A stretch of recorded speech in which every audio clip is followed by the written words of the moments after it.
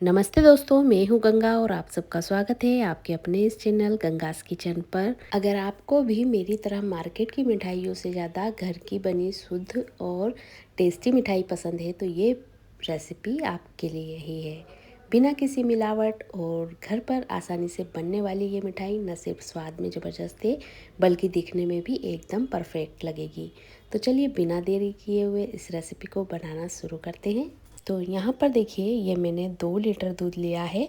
जब हम मार्केट से मिठाइयाँ लेकर आते हैं तो बहुत सारे पैसे हमें देने होते हैं और घर पे बहुत कम समय में कम पैसों में ये मिठाई बनकर हमारी तैयार हो जाएगी।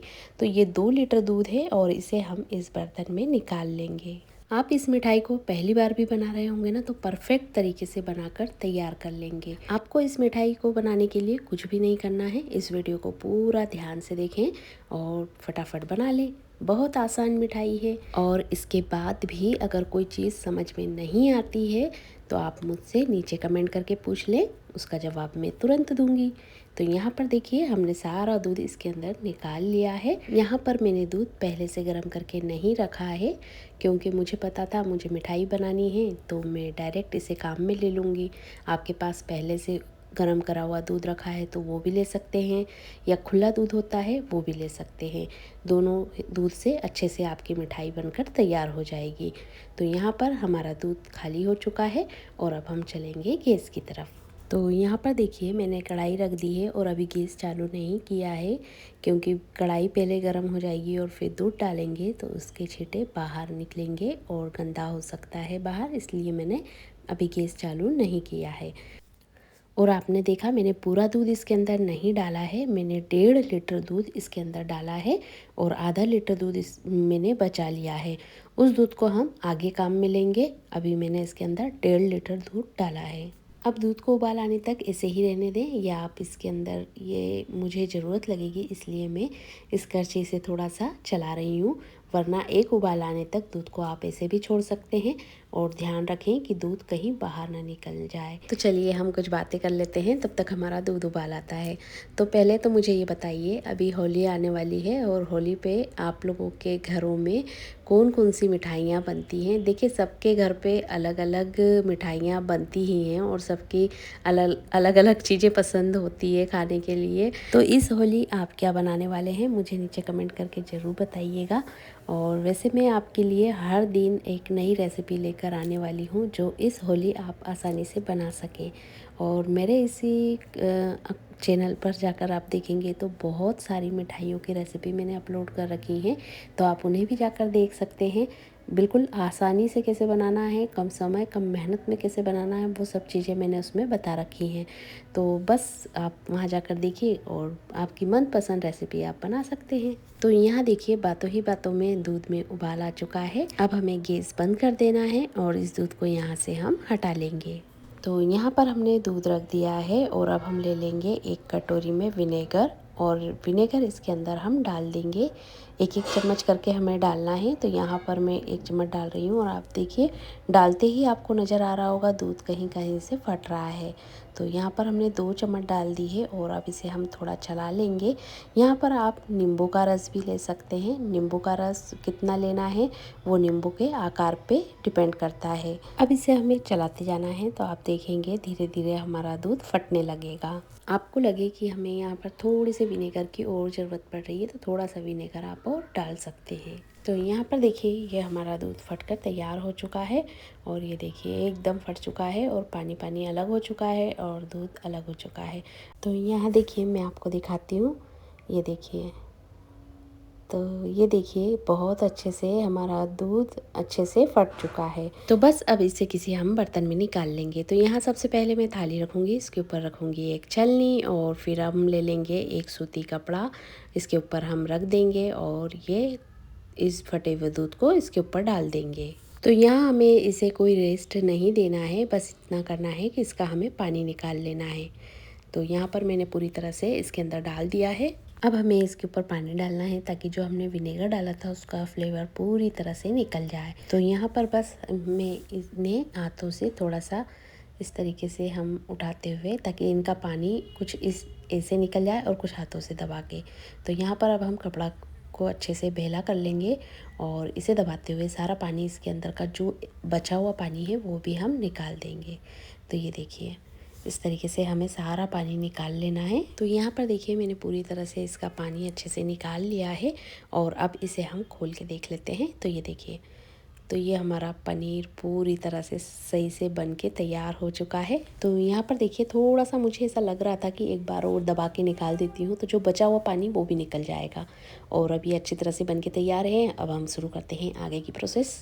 तो यहाँ पर हमने एक बर्तन ले लिया है और इसके अंदर इस पनीर को हम निकाल लेंगे। तो यहाँ पर देखिए ये पनीर बहुत अच्छे से बन के तैयार हो चुका है और पूरी तरह से इसका पानी हमने निकाल लिया है, ये देखिए। तो बस इसे अब हम इस बर्तन में निकाल लेंगे। यहाँ से हम कपड़ा हटा लेते हैं और इसके ऊपर ये पनीर रख देंगे और इस कपड़े में जो भी पनीर लगा हुआ है उसे भी निकाल के इस थाली में हम डाल लेंगे।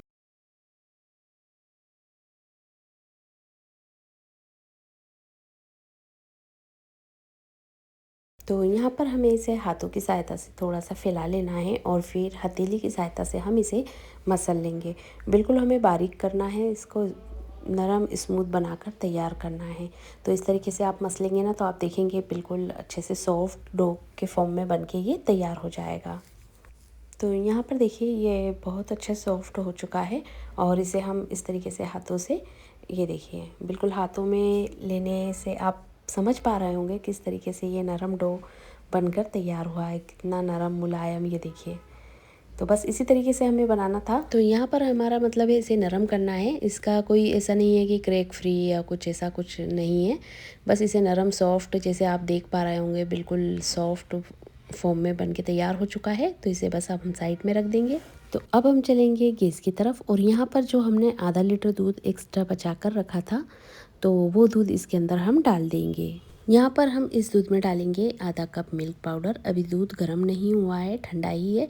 ठंडे दूध में डालेंगे तो इसमें लम्स नहीं बनेंगे और अगर हम गर्म दूध में डालते हैं तो उसमें लम्स बनने के चांस रहते हैं। तो यहाँ पर मैं डाल रही हूँ थोड़ा थोड़ा करके। अभी थोड़ा मिल्क पाउडर इसके अंदर डाला है और मैं चला रही हूँ और जब ये अच्छे से मिल जाता है तो इसके बाद हम बचा हुआ मिल्क पाउडर इसके अंदर डाल देखिए मैंने ये बदल लिया है और इससे बहुत अच्छे से मिल गया। देखिए आपको दूध में एक भी लम्स नज़र नहीं आ रहे होंगे।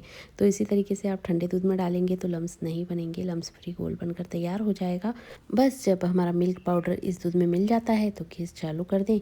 मिल्क पाउडर डालने के बाद हमें दूध को बिल्कुल भी नहीं छोड़ना है, लगातार चलाते जाना है। अगर हम नहीं चलाएंगे तो हमारा दूध तले में लगने लगेगा।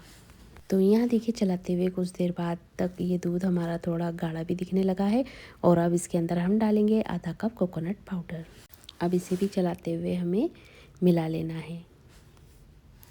कोकोनट पाउडर तो आसानी से मिल जाता है, इसमें कोई लम्स बनने के कोई चांस नहीं होते हैं। तो ये देखिए बहुत अच्छे से मिल गया है ये। अब इसके अंदर हम डालेंगे आधा कप से थोड़ा कप शक्कर। आप अगर मीठा खाना पसंद करते हैं, ज़्यादा मीठा खाना पसंद करते हैं तो इसके अंदर आधा कप शक्कर आप डाल सकते हैं। अब हमें शक्कर घुलने तक और इसे थोड़ा थिक होने तक चलाते हुए पकाना है।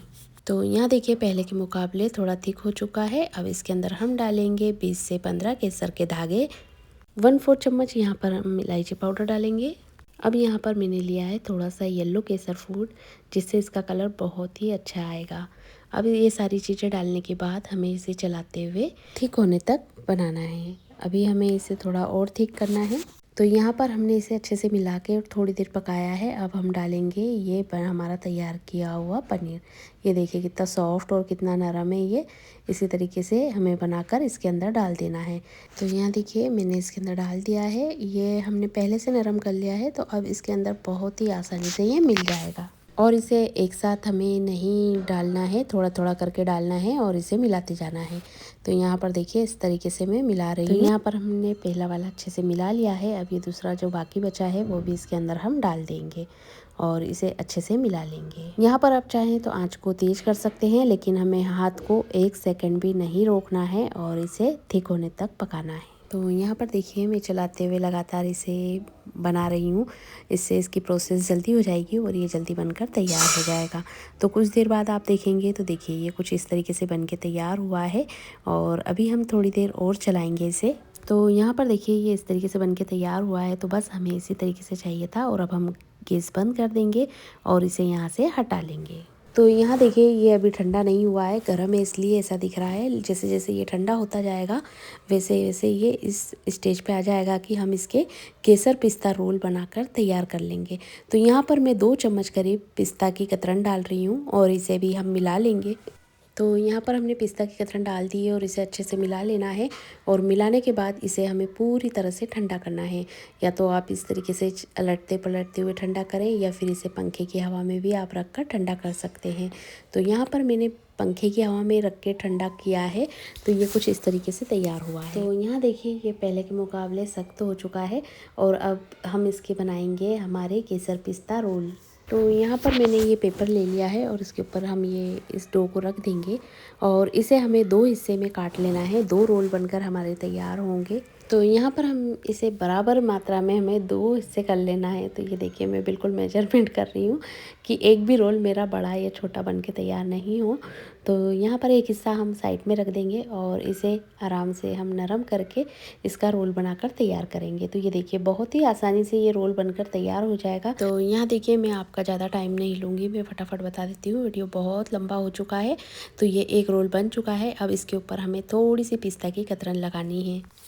यहाँ पर हमें चारों तरफ इसके ऊपर पिस्ता की कतरन लगानी है। और आपको वीडियो थोड़ा भी अच्छा लगा हो और आप चाहते हैं कि आपको ये मिठाई होली पर बनाना है तो इस वीडियो का एंड ज़रूर देख के जाइएगा। तो यहाँ पर देखिए कितना अच्छा कलर और कितना अच्छा, मेरे मुंह में तो पानी आ रहा है इस मिठाई को देखकर। बहुत ही टेस्टी बनकर तैयार हुई थी। तो हम चारों तरफ से पहले इसमें पिस्ता लगा लेंगे।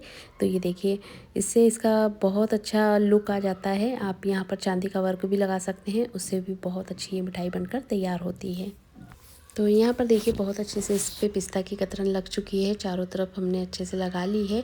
और अब इसी पेपर में हम लपेट के इसे फ्रीज़र में रखेंगे आधे घंटे के लिए।